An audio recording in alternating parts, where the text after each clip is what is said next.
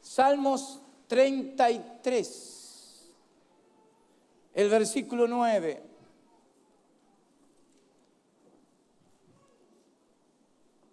Salmo 33, versículo 9. Léalo conmigo, es bien cortito.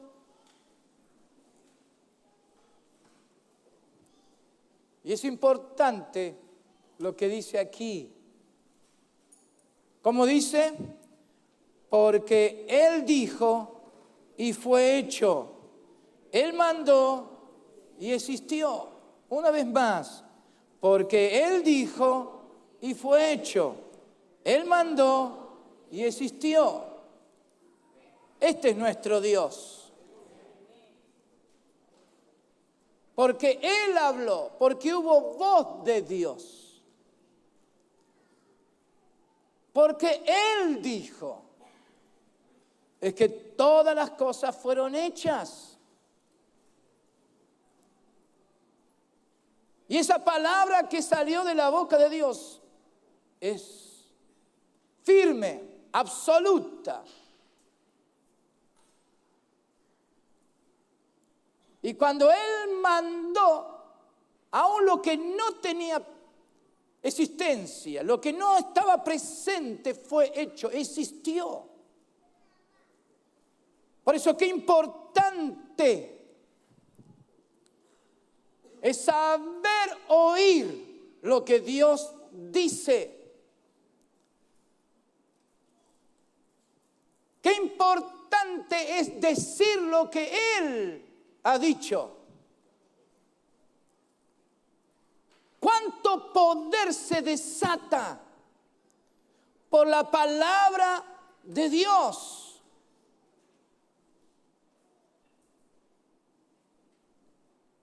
Hemos mencionado varias veces cuando Jesús comenzó su ministerio, cumplimiento de lo anunciado, lo que fue anticipado proféticamente.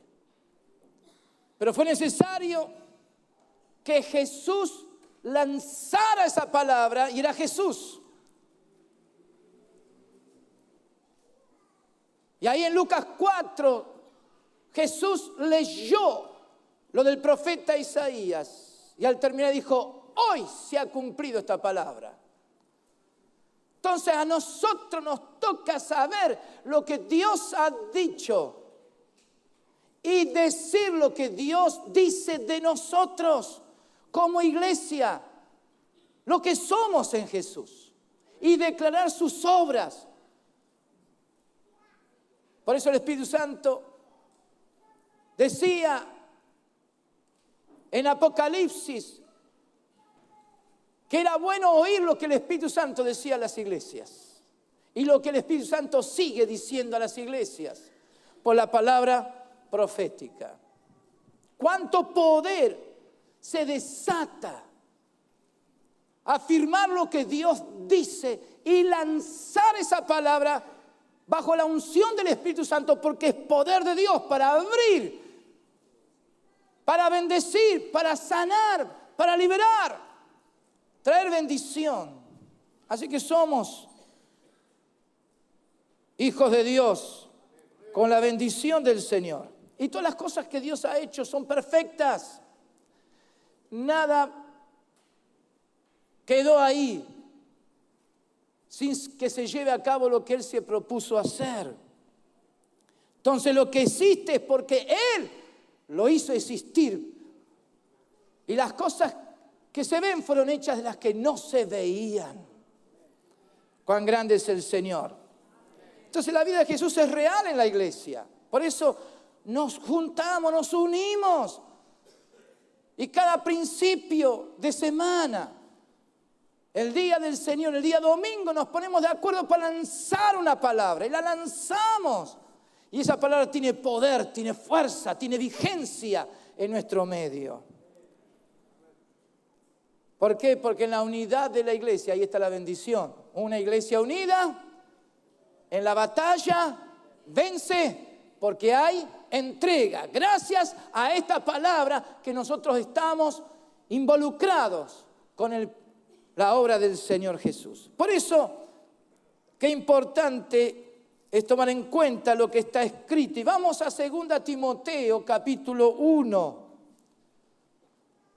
2 Timoteo capítulo 1. Y vamos a leer proclamando esta palabra desde el versículo 8 hasta el versículo 12 inclusive. ¿Están preparados? ¿Están listos? Dígame amén. Qué bueno, así es. Preparados para la obra que Él tiene para nosotros. ¿Está listo? Muy bien. Respire profundo porque va a lanzar palabra de Dios. ¿Cómo dice? Por tanto, no te avergüences de dar testimonio de nuestro Señor, ni de mí, preso suyo, sino participa de las aflicciones por el Evangelio según el poder de Dios, quien nos salvó y llamó con llamamiento santo, no conforme a nuestras obras, sino según el propósito suyo y la gracia que nos fue dada en Cristo Jesús antes de los tiempos de los siglos, pero que ahora ha sido manifestada por la aparición de nuestro Salvador Jesucristo, el cual quitó la muerte y sacó a luz la vida y la inmortalidad por el Evangelio, del cual yo fui constituido predicador, apóstol y maestro de los gentiles. Por lo cual asimismo padezco esto, pero no me avergüenzo, porque yo sé a quién he creído y estoy seguro que es poderoso para guardar mi depósito para aquel día. ¿Cuánto dicen gloria a Dios? Palabra de Dios. Y qué bueno que a esta palabra tenemos 2 versículos ahí importantes que ya hemos lanzado la semana pasada, versículos 6 y 7. Cuando el apóstol le dice a Timoteo, te aconsejo, estamos de acuerdo en esto. Esto es lo importante, que esté avivado el fuego del don de Dios. Avívalo, avívalo, porque está en ti. Porque era un hombre, Timoteo, sujeto a autoridad. Y Pablo dice, yo lo hice bajo autoridad porque impuse mis manos sobre ti. Ese fuego tiene que arder en ti más y más. Y esto es lo interesante de la vida cristiana. Que se nos dice, se nos descubre el Señor como un Dios de fuego abrasador. No es un hielo, no es un cubo de hielo ahí frío. No, un fuego que consume. Dios es un Dios así, que su fuego va incrementándose más y más. Y eso es lo que dice que somos nosotros, como braseros, como antorchas vivas, fuego de Dios. Así se lo describe cuando se habla de Dios. Y eso es lo que también somos nosotros. Somos luz. El fuego alumbra. El fuego se presenta y las cosas cambian. Así somos nosotros en Jesús. Entonces Pablo está diciendo, Timoteo, avívalo, avívalo. Pues lo tenés. Porque Dios no nos dio espíritu de cobardía, sino de poder, de amor y de dominio propio. Qué tremendo que es eso. Lo que tenemos, hermano, lo que tú tienes por ser hijo de Dios, lo tienes. No es algo que tienes que adquirirlo, tienes que buscarlo, quién sabe dónde, para hallarlo y a ver qué puedes dar a cambio. No, ya lo tenés. Porque el Espíritu Santo mora en aquel que ha aceptado a Jesucristo. Ahora, qué bueno que hay algo más que Dios nos da a su vez. Además del testimonio de lo que somos, Dios nos da una investidura de poder y también se tipifica por el fuego. En Hechos 2 dice que una Un fuego estaba sobre la cabeza de cada uno, una llama de fuego. Es fuego lo que se recibe cuando el Señor viene y nos da ese poder. ¿Para qué? Para dar testimonio, para testificar, para que salga de nosotros la vida de Jesús. Y hablar y decir que Jesucristo es el Señor, que ha resucitado de los muertos, que vive y permanece por siempre. ¡Aleluya! ¡Gloria a Dios!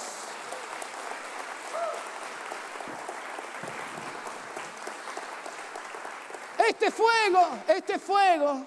fuego que Dios nos ha dado, nos ha metido, es lo que nos libra de la vergüenza.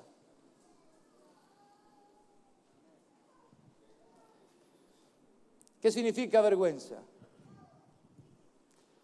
Le digo lo que significa vergüenza en nuestro idioma, según nuestro diccionario. Sentimiento de pérdida de dignidad.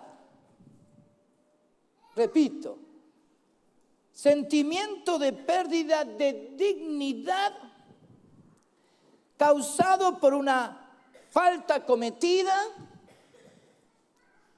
o por una humillación o insulto recibido. Vergüenza.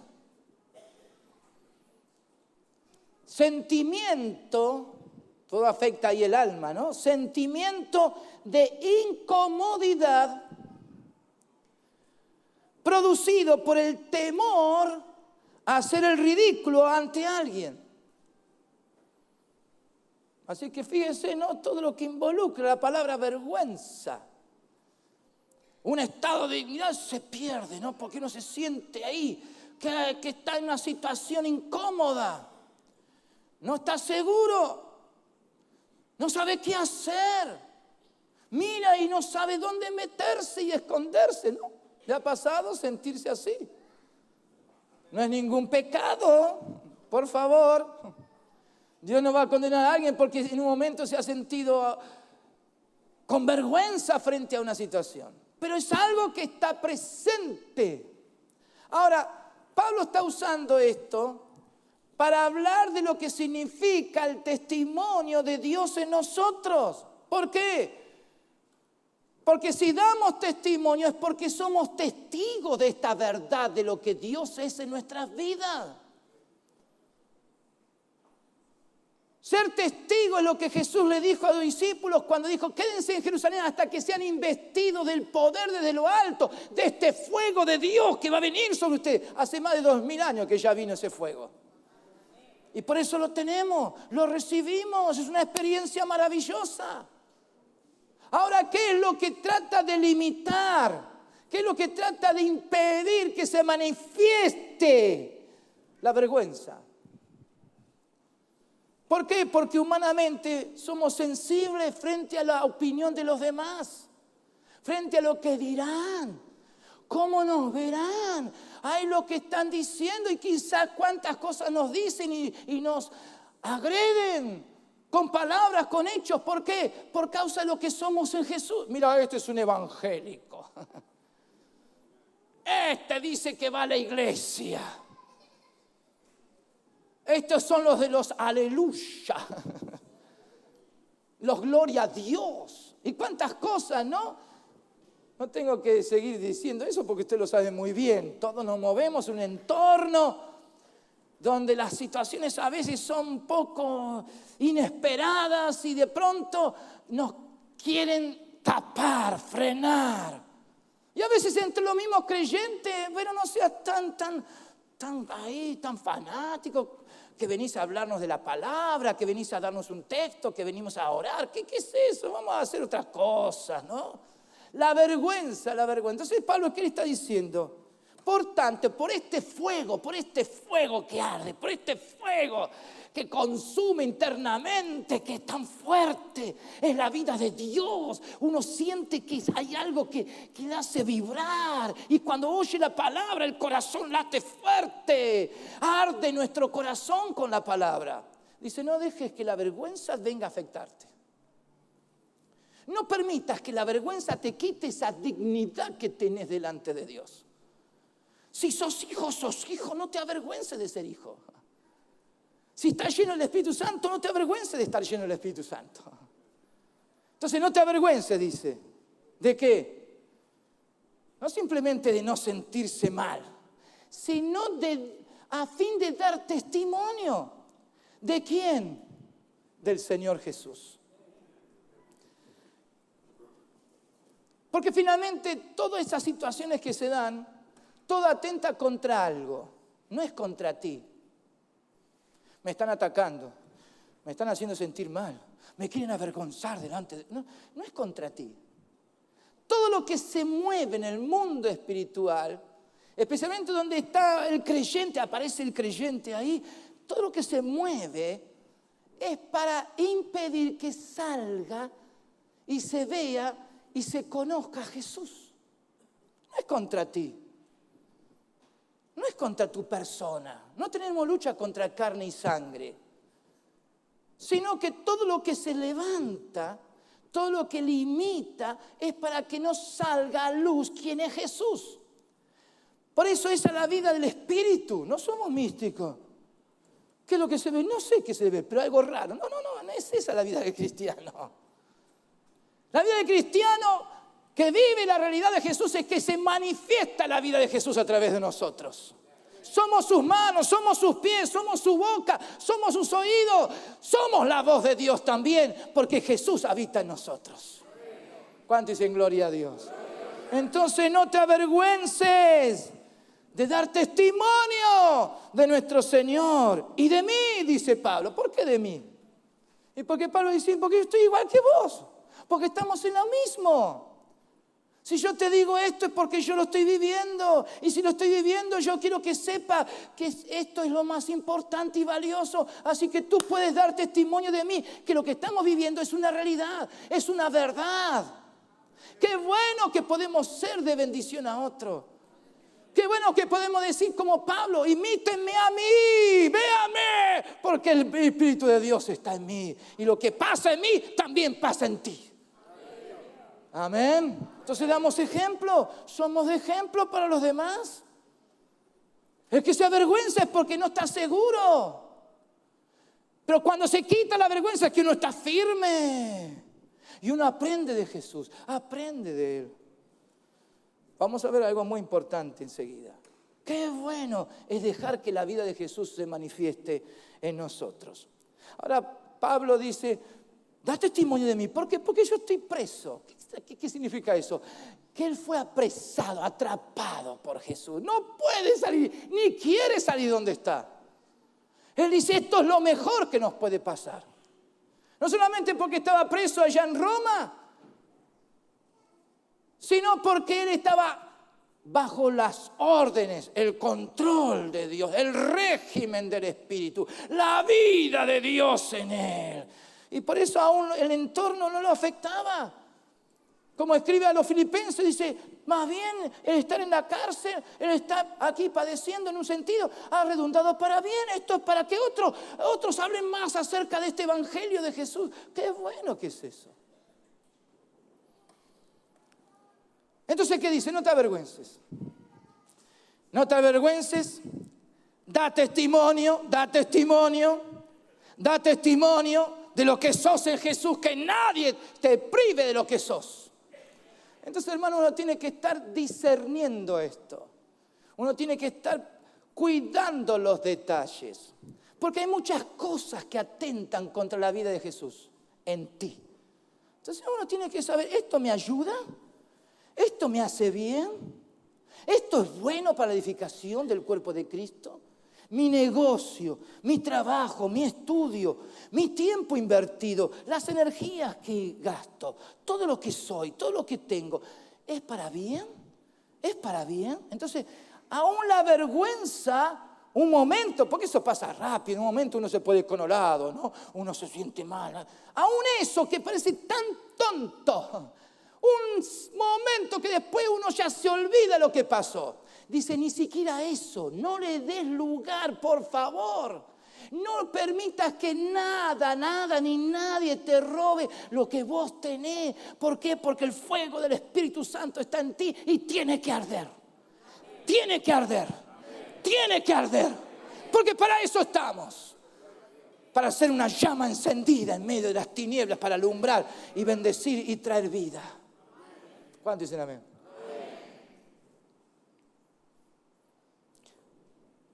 Así que no te dejes avergonzar.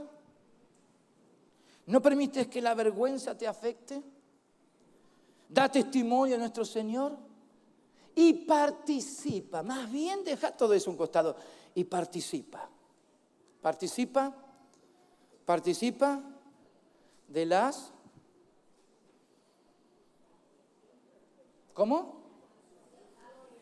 ¿Cómo? Ahí veníamos bien, ¿eh? Porque uno diría, pero bueno, uno no se deja afectar. Uno no deja que la vergüenza cobre lugar y domine el sentimiento y uno se sienta incómodo y pierda dignidad. Bueno, vamos a participar del éxito, vamos a participar de un lugar de predominio. No dice Pablo, participa de las aflicciones. Dejar todo aquello que nos quiere robar esta bendición de lo que somos. ¿Para qué? Para estar listos y participar de las aflicciones. Yo pensé que Dios me venía a librar de las aflicciones. Por supuesto. Todo lo que tenga que ver con las aflicciones, que tiene que ver con el pecado, el dolor, con toda la maldad de este mundo y tantas cosas que vienen a través del pecado. Eso no está hablando Dios de eso, sino de las aflicciones. ¿Y cómo dice? Por el Evangelio. Entonces, nada me tiene que robar lo que tengo en mi dignidad de hijo de Dios. Entonces estoy dispuesto a participar de las aflicciones por el Evangelio. Por el Evangelio. Entonces lo que vivimos conforme a lo que somos en Cristo Jesús. Ahora lo que somos en Cristo Jesús es que vamos a pasar por un momento de dolor. Porque aflicciones me habla de aquello que me trae cierto dolor y sufrimiento por algo. Es una aflicción. ¿Qué pasa? Estoy pasando por un momento de aflicción. ¿Por qué? Porque tiene un dolor, un sufrimiento interior. Ahora, ese sufrimiento y dolor, no por lo que uno es. Pues hay que separar las aguas. Hay que discernir esto. ¿Por qué? Porque algunos sufren por sufrir. Y algunos sufren porque hacen daño. Y algunos sufren y pasan por aflicciones. ¿Por qué? Porque le dan lugar a Satanás, le dan lugar a la carne, le dan lugar al espíritu de este mundo. Y son sufrimientos y aflicciones que van para mal. No, acá por el Evangelio. Ahora, ¿qué significa este dolor? Este sentimiento de dolor y sufrimiento. Le doy un caso para poder ilustrar esto. En Gálatas, la carta a los Gálatas, a las iglesias de Galacia, porque las iglesias de Galacia, en esa parte del continente asiático, había habido un avivamiento. El Evangelio corrió por aquí y por allá, se abrieron iglesias. Tremendo lo que pasó. Todos se abrieron, estos gentiles se abrieron a la palabra de Dios y el Espíritu Santo vino y los llenó y vivían un tiempo tan especial hasta que aparecieron ciertas personas judaizantes, maestros, que vinieron con una falsa doctrina, con una enseñanza de error. Porque vinieron diciendo que para poder entrar en el Evangelio pleno había que hacerse judío, participar de las tradiciones y cultos judíos. Había que guardar la ley, cuántas cosas más, y que había que circuncidarse para ese fin. ¿Y qué pasó? Habiéndose abierto al Espíritu, el cuerpo de Cristo comenzó a retroceder, retraerse. Y comenzaron a dejar el Espíritu y buscar la forma, las obras. Tenían que hacer esto, tenían que hacer lo otro. Un engaño de Satanás. Entonces Pablo les escribe a los Gálatas y les dice ahí en el capítulo 4, versículo 19. Hijitos míos. Fíjense con cuánto cariño, ¿no? No los considero ustedes ahí. reprobados en las cosas. No, hijitos míos, por quienes vuelvo a sufrir dolores. Esas son las aflicciones. Sufrir dolores de parto. O sea, yo los di a luz, yo les prediqué, yo los llevé a conocer a Jesús. Yo lo hice con gusto, con placer, pero ahora estoy sufriendo otra vez como si no hubiera dado a luz algo tan bueno. Como si no se hubiera manifestado la vida de Dios en ustedes. Vuelvo otra vez a sufrir esperando a ver si surge a luz, si sale a luz lo que ustedes son en Él. Dice, vuelvo a sufrir dolores de parto. ¿Hasta qué? Hasta que Cristo sea formado en vosotros. O sea, que Cristo cobre vida, cobre forma en ustedes, que se manifieste lo que son ustedes en Él. Esos son los sufrimientos, las aflicciones por el Evangelio. No son aflicciones por uno. No me miró, no me saludó. ¿Vieron algunos que sufren así? ¿A dónde vas a la iglesia? Sí, vas así, sí, porque estoy pasando por aflicciones. Ay, Señor, ¿y qué pasa? Y que no me están saludando el otro día el hermano, la hermana, y cuántas cosas. No está hablando de eso el Espíritu Santo. ¿Cuántos dicen gloria a Dios? Pero aquel que viene y dice, sí, siento este dolor. ¿Por qué? Porque hay tanta gracia de Dios, hay tanto poder de Dios, hay tanta vida. Y es como que algunos están distraídos. Como que algunos están mirando, no sé, algo que está fuera de lugar. No están concentrándose. Entonces hay un sufrimiento. Hay unas aflicciones por el Evangelio. Ahora, yo quiero que miren bien este pasaje. Porque no es conforme, estas aflicciones no es conforme a lo que uno es capaz de sentir por sí mismo. Porque yo soy un líder, entonces yo sí sufro por las cosas del Señor, porque gracias a Dios que yo, y gracias a mí que Él, ¿no? ¿Qué dice acá? Participa de las aflicciones por el Evangelio según el poder de Dios. No dice según tu sensibilidad humana, tu personalidad, tu carácter, tu disposición, tu forma de ser. No tiene nada que ver eso. Porque uno puede sentir cierto dolor por las cosas del Señor y de la iglesia, pero desde su perspectiva humana. Porque puede verlo desde su posición personal. Y así me gustaría que las cosas fueran distintas, pero porque por mí, para que yo me sienta bien. Y eso es un sentimiento egoísta. No tiene nada que ver con la obra del Espíritu Santo. Pero si el fuego del don de Dios arde en ti, lo que Dios quiere es que no les des lugar a nada que te prive de que salga a luz lo que Jesús es en ti.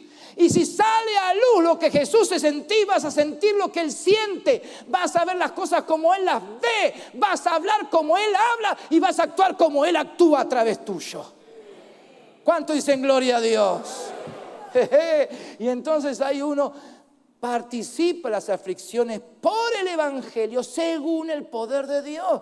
Y esa aflicción y ese padecimiento que se tiene por el Jesús no es según la carne, es en el Espíritu. Y Jesús se movió siempre en el Espíritu, bajo la unción del Espíritu Santo. Por eso, en un momento dado, cuando Jesús dijo que quería ir a cierta ciudad y no lo aceptaron, hubo dos discípulos y dijeron, déjanos que oremos para que baje fuego del cielo y los consuma. Y Jesús dijo, ustedes no saben lo que están diciendo, no saben de qué espíritu son ahí. ¿Cómo van a pedir fuego del cielo para aquellos que no me quieren recibir? Era una aflicción. Pero Jesús actuó de otra manera. Por eso Jesús dijo, aprendan de mí que soy manso y humilde de corazón. Aprendan de mí que soy paciente. Hay sufrimiento por causa de la iglesia, hay sufrimiento por causa del Evangelio, pero según el poder de Dios. ¿Por qué? Porque Dios nos dio poder, amor y dominio propio. Es conforme a como Él es en nosotros, no como yo soy en Él, sino como Él es en mí. ¿Cuánto dicen gloria a Dios? ¿Cómo sigue entonces este pasaje? Oh, cuánta riqueza que hay aquí. Cuánta riqueza que hay en este pasaje. ¿Por qué? Que nosotros digamos, no permito que nada me quite esta dignidad de lo que yo soy en Él.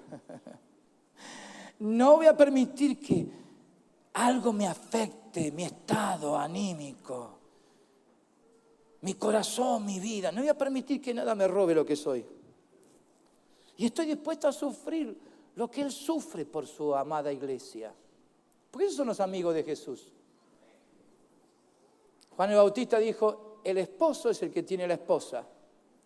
Y el amigo del esposo se goza, al oír la voz del esposo cuando le habla a la esposa. Esos son los ministros, los obreros de Jesús. Se gozan cuando ven que el esposo tiene una palabra para la esposa, para la iglesia, Jesús para con su iglesia. Y por eso que Juan dijo, es bueno que yo mengue, pero que Él crezca. Esa es la actitud que Dios espera de ti. Eso es lo que Dios quiere encontrar en ti. Que desaparezcas delante de los ojos de los demás. ¿Pero para qué? Para que se vea el sentir de Cristo. Porque Jesús quiere manifestarse y darse a conocer a través tuyo a la congregación y a la iglesia de Jesús. Amén. Porque ahí está la salvación. Fíjense lo que dice el versículo 9. ¿Quién nos salvó? ¿Quién nos salvó? Y llamó con llamamiento santo. Ahora déjeme que pare ahí. La salvación pertenece a nuestro Dios. ¿Sí? Pertenece a nuestro Dios. ¿Por qué? Porque Dios nos salvó. No es algo que nosotros logramos. No es algo que nosotros conseguimos.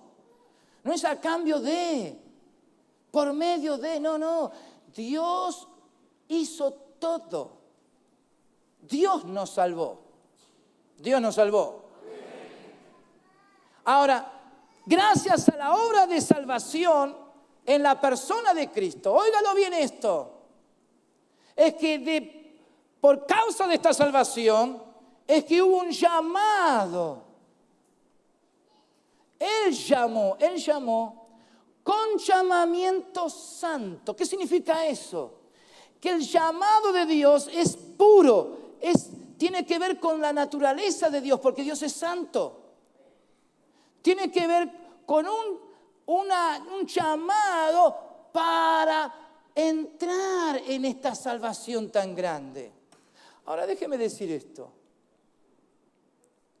El llamado de Dios es un llamado donde Él respalda ese llamado con su poder, con el poder de la fe, una ley de fe operando en la persona para volverse a Él. Dice en Cantar de los Cantares,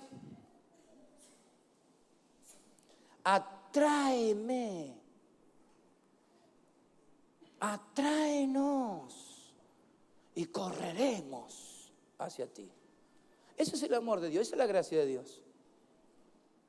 Porque algunos piensan, gracias a que yo siempre, nosotros, nuestra familia, muy religiosos, siempre inclinados hacia las cosas de Dios. Y claro, ahora, por supuesto, el Señor está muy contento que yo me haya vuelto a Él, porque finalmente yo decidí no seguir mis caminos y ahora, gracias a que yo quise entrar en el camino de Dios. Qué engaño, qué mentira. ¿Saben por qué vos estás aquí? Porque hubo un llamado. Y el Señor te envolvió con su amor. Y lo único que tú tuviste que hacer es dejarte atrapar. Atraer. ¿Vieron como el imán? Cuando atrae un objeto, un metal. Así es Dios. Nos atrajo. ¿Cuál fue lo más sobresaliente? Que Él nos atrajo, no que nosotros respondimos. Porque finalmente lo único que hicimos fue dejarnos atrapar por el Señor, dejarnos tomar por la mano y decir, el Señor dice, vamos que yo te guío, yo te llevo, vamos, yo estoy contigo. Ahora, ¿cuál es el error? Cuando el Señor está diciendo, vení, vení, yo te llamo, ya preparé todo, ya hice todo para que vos seas libre del pecado, de la maldición y de una condenación eterna. Y algunos dicen, no sé qué pasa, que Dios se olvidó de mí. No sé qué pasa últimamente, porque Dios no ha pensado en mí, seguro que está ocupado en otras cosas. Y atiende otras oraciones, por menos las mías, porque no, se ve que en las cosas espirituales hay acomodo.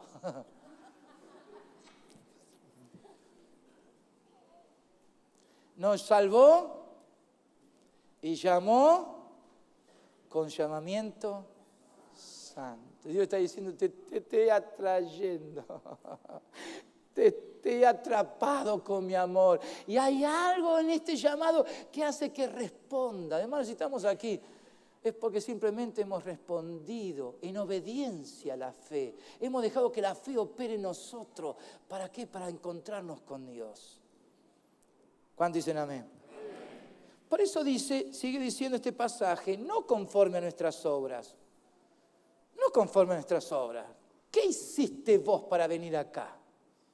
¿Qué hiciste vos para responder al llamado de Dios? ¿Qué hiciste vos? No hiciste nada. Dios lo preparó todo.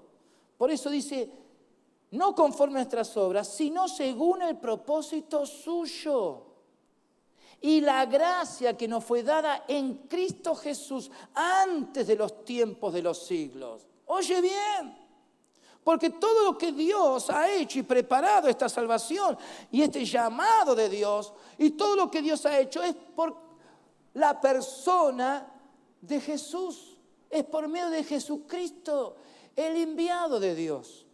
Ahora, este llamado, esta salvación, aún responde al propósito santo de Dios con respecto al Hijo, que fue formulado, creado, preparado, diseñado desde antes de los tiempos. ¿Qué significa eso? Que Dios pensó en ti y en cada uno de nosotros en la misma eternidad de Dios. Desde allá nos vio Dios. Porque Dios es eterno, sin principio ni fin. Y aún antes de que tú nacieras ya te tenía en cuenta. Porque ese es Dios. Aún antes de que hubiera vida en esta tierra, Dios ya pensó en ti. Aún antes de que fueran creadas las cosas en toda la creación de Dios, en el universo y la tierra misma, Dios ya pensó en nosotros. Porque para eso es Dios. Nosotros vivimos en pasado, presente y futuro. Pero Dios es un Dios eterno, donde no hay ni pasado, ni presente, ni futuro. Es un eterno presente para Dios. ¿Cuántos dicen gloria a Dios? Entonces dice el apóstol, no te dejes avergonzar, por favor. No dejes que te quiten esta dignidad. Para eso sos fuego del Espíritu en ti. Para eso ardés con el fuego del Espíritu Santo. Para dar ¿qué? Testimonio de lo que sos en mí. Ahí estoy yo para que se manifieste lo que soy en ti. Gloria a Dios. ¿Por qué? Porque para eso nos salvó. Para eso nos llamó con llamamiento santo. Dale un fuerte aplauso a Jesucristo. Sí, Señor.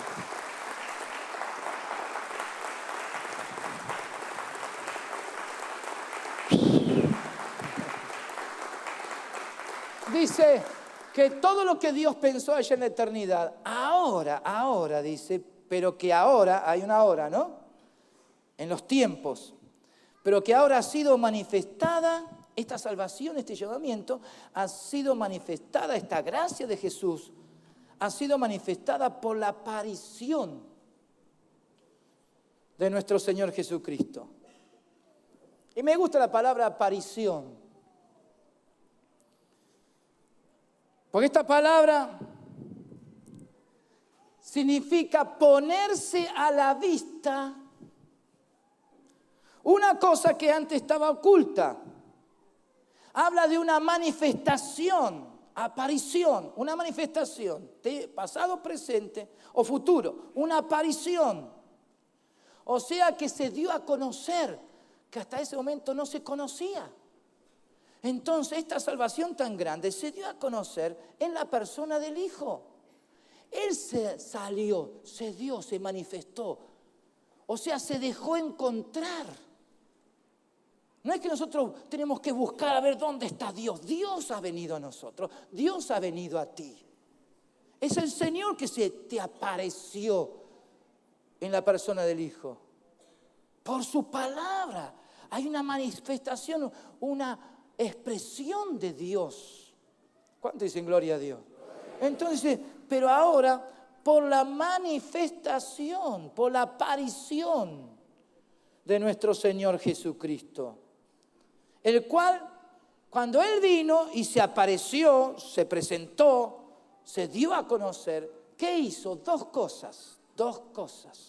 Primero, quitó la muerte. Hebreos 2.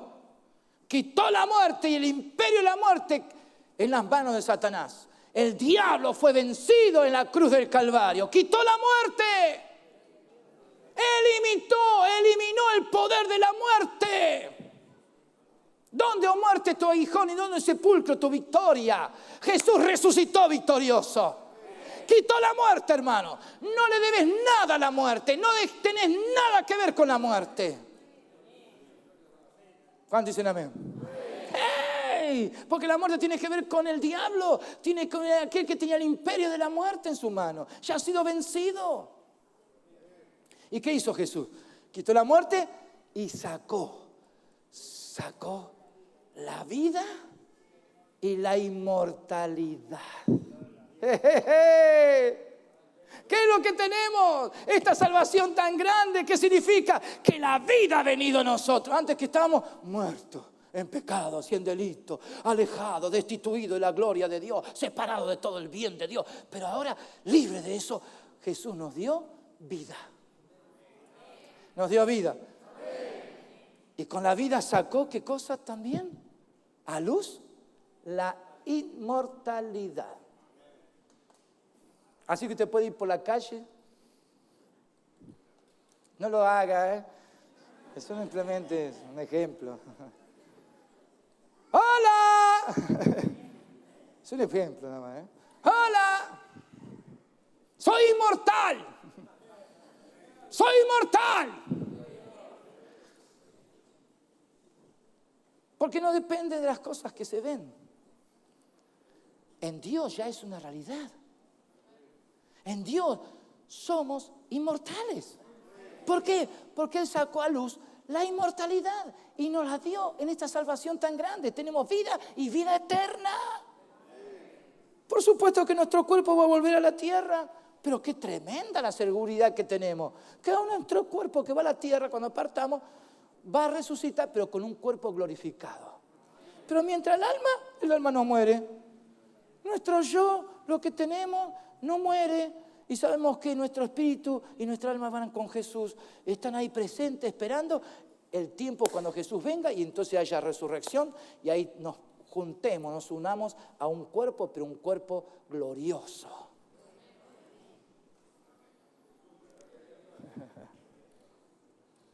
¿Cómo no? ¿Cómo le vamos a dar lugar a algo que nos afecte, que nos haga sentir avergonzados? Por favor, somos hijos de Dios. Ahora, ¿qué más sigue diciendo? Pero que ahora ha sido manifestada por la aparición de nuestro Salvador Jesucristo, el cual quitó la muerte y sacó a luz la vida y la inmortalidad por el Evangelio. Por el Evangelio, qué tremendo. Por eso no me avergüenzo del Evangelio, porque es poder de Dios. Del cual yo fui constituido, óigame bien, del cual yo fui constituido, dice el apóstol, predicador, apóstol y maestro. ¿Por qué habla de estas tres cosas? Porque son funciones. Lo que está diciendo Pablo aquí, y eso es lo que tenemos que entender, que todo este mensaje, este evangelio, este poder de Dios, esta manifestación de Jesucristo que se ha dado a conocer y que hemos sido atrapados, necesita tres cosas. Para eso el Señor lo constituyó a Pablo para hacer estas tres cosas. Y estas tres cosas son, déjeme usar esta palabra, no es la más adecuada, pero no tengo otra. El mecanismo de Dios, la forma como Dios opera.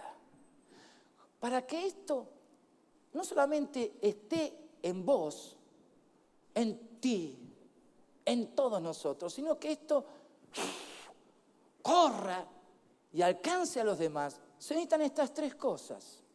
Y por eso Pablo está dando ejemplo de cómo Dios a él lo constituyó para hacer estas tres cosas. Porque predicador tiene que ver con el que anuncia, el que proclama, el que da a conocer algo. Bendito los pies de aquel que anuncia este mensaje de paz, de bendición. Somos benditos. Entonces, el predicador, eso no significa que tiene que estar detrás de un púlpito, ¿no? Esta acción de predicar significa de anunciar, de dar a conocer. Entonces, cuando usted está bajo este fuego del Espíritu Santo, por la dignidad que Dios le ha dado, por este fuego de Dios que arde en su vida, cuando usted abre la boca y habla de Jesús, y proclama que Jesús vive, que Jesús reina, que la salvación es tan grande, que ahora la vida ha venido y ahora tenemos vida eterna. Usted se está transformando en un predicador. Hay predicadores aquí. Amén. Hay predicadores aquí. Es lo que tienen que ser todos. Anunciar, hablar, declarar. Dar a conocer estas buenas virtudes del Señor para con todos nosotros.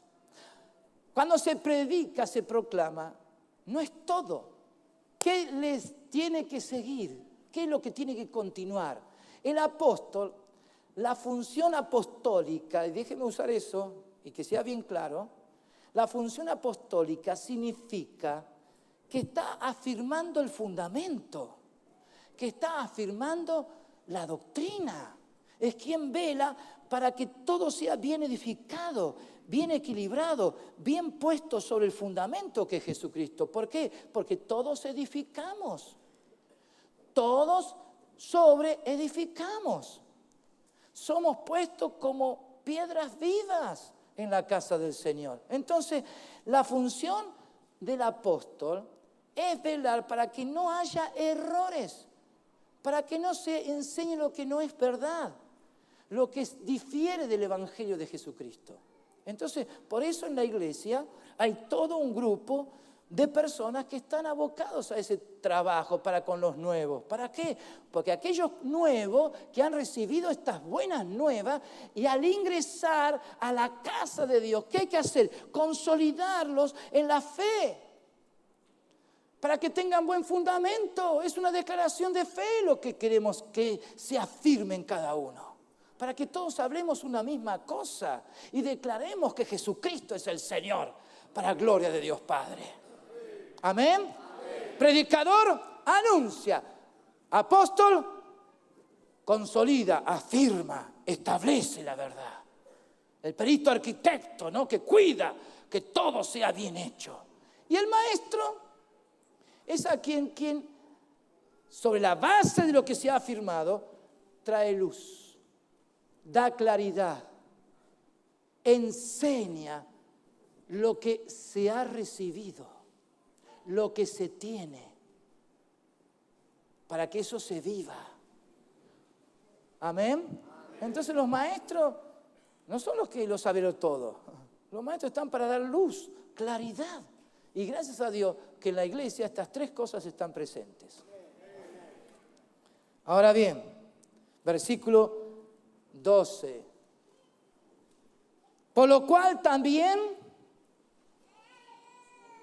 porque estoy interesado en que se oigan las buenas nuevas, en que se edifique correctamente, con un buen fundamento, y para que haya claridad sobre esa verdad, para que se entienda y se comprenda el Evangelio, dice, por lo cual, así mismo, ¿qué dice? Otra más. Antes dice, participa en las aflicciones. Ahora, dice Pablo, yo también padezco. Yo padezco. Por lo cual también padezco. Y padezco esto. ¿Qué cosa? Pero no me avergüenzo. ¿Saben que en el Evangelio uno tiene que estar preparado para esto? Para no avergonzarse y saber ¿En qué consisten los padecimientos? Por eso tengo 5 versículos para darles.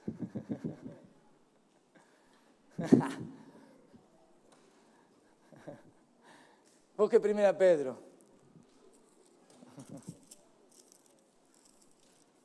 No se me asuste. Lo vamos a ver rápidamente. 1 Pedro.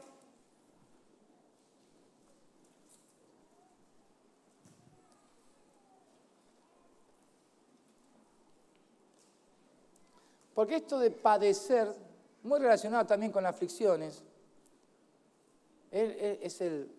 tiene que ver con sufrimiento y dolor, ¿no? Muy relacionados, son muy semejantes, casi sinónimos. Pero Pablo está diciendo, pero yo padezco por esto. Ahora, ¿por qué hay que padecer? Vengan conmigo entonces, como dije, a 1 de Pedro, capítulo 2, versículo 21. Oiga bien, porque dice, pues para esto fuisteis llamados. Para esto fuisteis llamados. Va muy bien con lo que Pablo nos escribió, ¿no? en la segunda carta de Timoteo. Para esto fuisteis llamados, porque también Cristo, ¿qué pasó?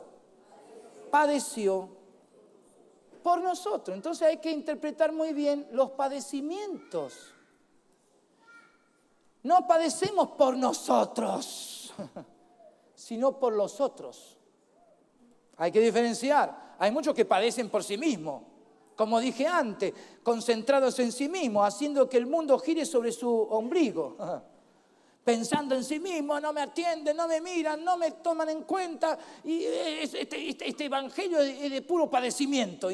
¿Por qué? Porque están molestos por un montón de situaciones que les toca vivir y eso no tiene que ver con el evangelio. ¿Por qué? Porque Cristo padeció por nosotros. Entonces tenemos que tomar en cuenta que los padecimientos tienen que ver por causa de la iglesia. Porque ese nosotros somos la iglesia. Y dice, dejándonos ejemplo. O sea que Jesús dice, hagan lo que yo hago. Y lo que yo padecí, padézcanlo también ustedes. Dejándonos ejemplo. ¿Cuántos son discípulos de Jesús? ¿Cuántos son discípulos de Jesús? ¿Y los otros? Entonces, el Señor dice, si sos mi discípulo, yo te estoy dando ejemplo, di ejemplo de lo que ahora te toca a ti. Un amén. ¿Cuándo dicen amén? Ah, muy bien. Dejándonos ejemplo, ¿para qué? Para que sigáis sus pisadas. Así que si alguien dice, soy discípulo de Jesús, es que está siguiendo las pisadas de Jesús. Por ahí fue Jesús, por ahí fue Jesús, por ahí pasó Jesús, por acá paso yo. Y cuando uno avanza, ¿qué está padeciendo? Ahora, fíjense que sigue diciendo acá. Para que sigáis sus pisadas, el cual no hizo pecado. Entonces los padecimientos del cristiano no tienen que ver con el pecado. Porque algunos padecen por pecar. ¡Qué mal que me salió! Porque quise hacer algo, zafar de esta situación, que no me descubran, que fallé, que engañé, que mentí. ¡Oh, qué dura que es la vida! Esos son padecimientos que no tienen que ver con Jesús.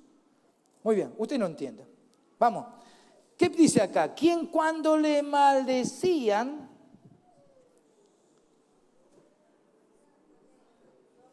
no respondía con maldición. Esos son los padecimientos. ¿Por qué? Porque es más fácil reaccionar. Es más fácil al que te dio un cachetazo en la cara, darle otro a él. Ojo por ojo, diente por diente. ¿Cuáles son los padecimientos? Los que no le dan lugar a una acción, una respuesta que es puramente carnal, humana, y donde uno se sujeta a Dios.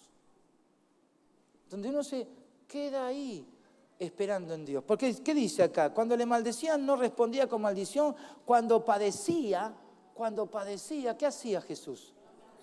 No amenazaba. Ya me vas a conocer, ¿eh? Ya vas a ver lo que va a pasar contigo.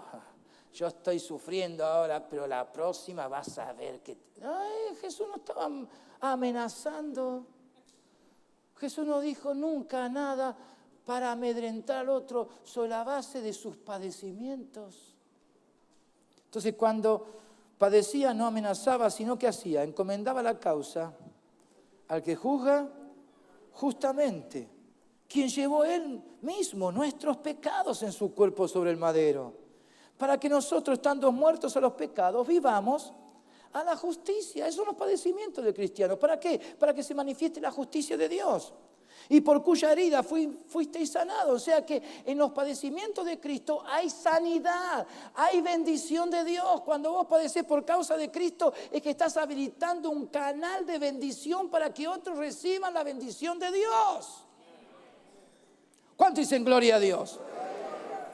Porque vosotros eras como ovejas descarriadas, pero ahora habéis vuelto al pastor y obispo de vuestras almas.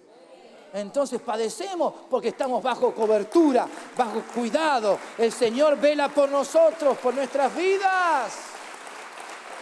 ¡Gloria a Dios!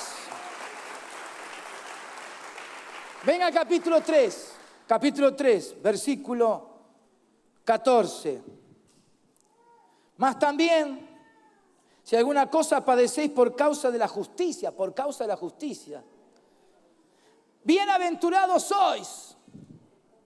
Por tanto, no os amedrentéis por temor de ellos, ni os conturbéis, o sea, no se dejen alterar el ánimo, sino santificad a Dios el Señor en vuestros corazones.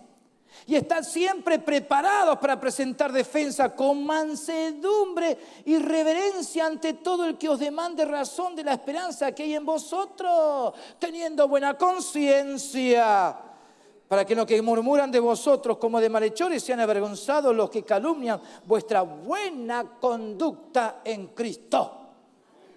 Entonces, hermano, padecé, pero por causa de la justicia.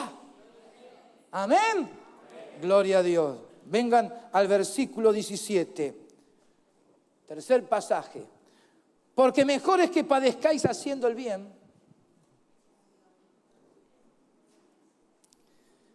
Si la voluntad de Dios así lo quiere. Ahora eso es muy bueno de prestar atención, ¿eh?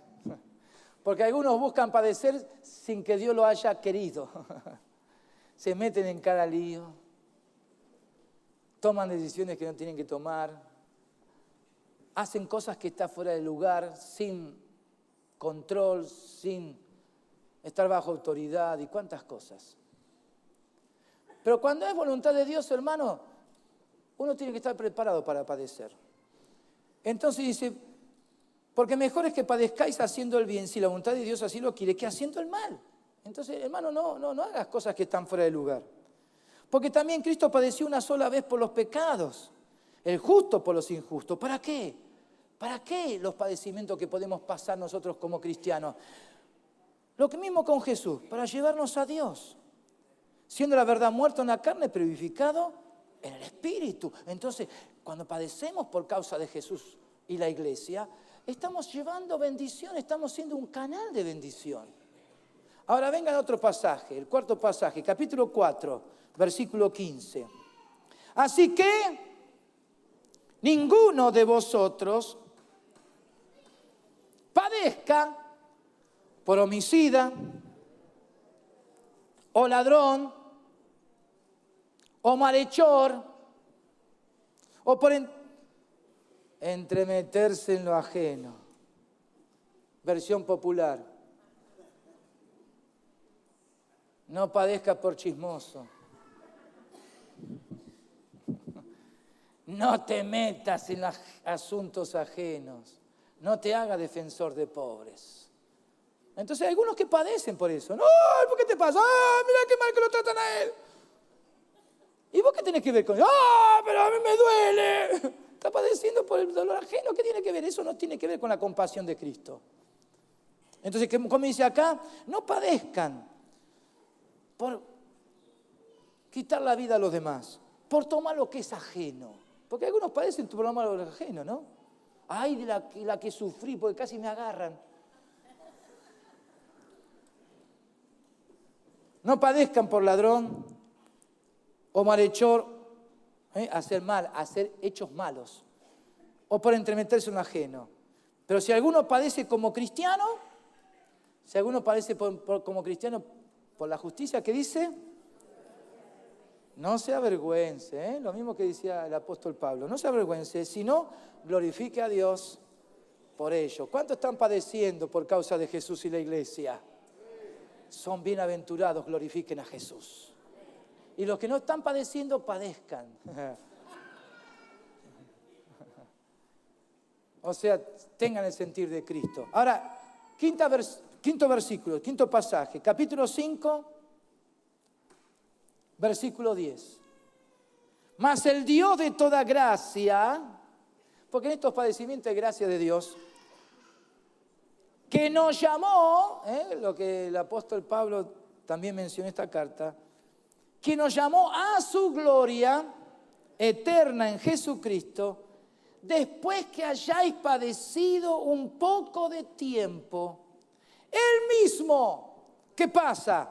Os perfeccione, afirme, fortalezca y establezca. ¿Sabe cuánto dura los padecimientos en muchos casos? Ahora, en todos los casos dice que es por un tiempo. Gloria a Dios que no es eterno esto. Los padecimientos no son eternos. Pero dice, pero en la voluntad de Dios, ¿saben cuánto dura ciertos padecimientos? Hasta que uno lo sepa pasar. Y cuando uno pasa por esos padecimientos, dando gloria a Dios, porque esto padece como cristiano para la gloria de Dios, entonces uno aprende y acepta el trato de Dios, donde Dios viene para perfeccionarnos. Entonces lo que en un momento quizás se mueva un sentimiento de dolor, ¿no? de sufrimiento, deja de ser eso que nos puede agobiar en un momento. ¿Por qué? Porque entendemos que Dios nos está perfeccionando. Entonces esos padecimientos pierden fuerza porque pasan a ser para la gloria de Dios. Porque uno está entendiendo que uno está siendo perfeccionado, está siendo afirmado, está siendo fortalecido y está siendo establecido más que nunca en las cosas del Señor. ¿Y cómo terminamos entonces con estos padecimientos?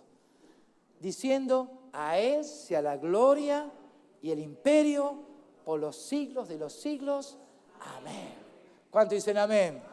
¿Cuántos dicen amén? ¿Cuántos dicen amén? ¡Gloria a Dios! ¡Gloria a Dios!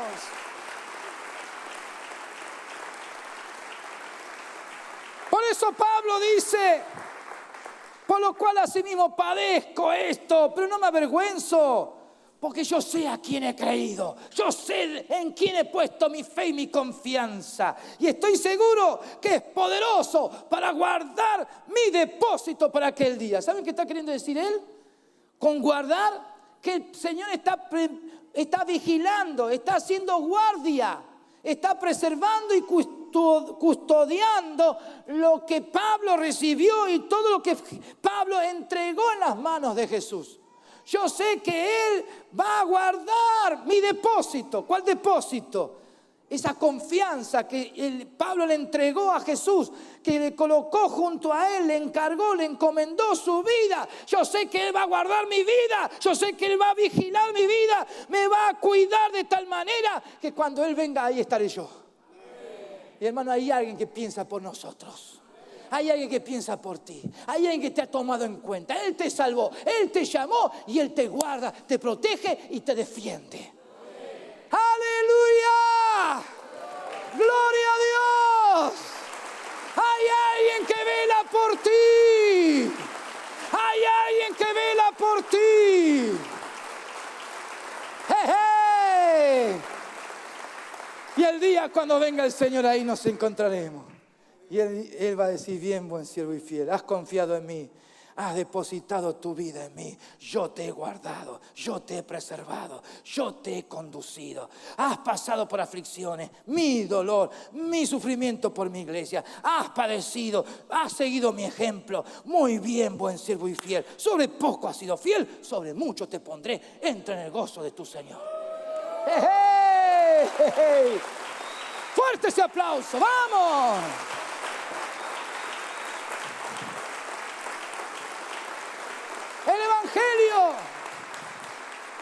El Evangelio es para vivirlo plenamente, hermano. No a medias, no a medias. El Evangelio es para vivirlo con todo, entregándonos totalmente a Él. Por eso una iglesia unida en la batalla vence. ¿Por qué? Porque hay entrega. ¿Cuándo están dispuestos a decir, cuenta conmigo, Señor?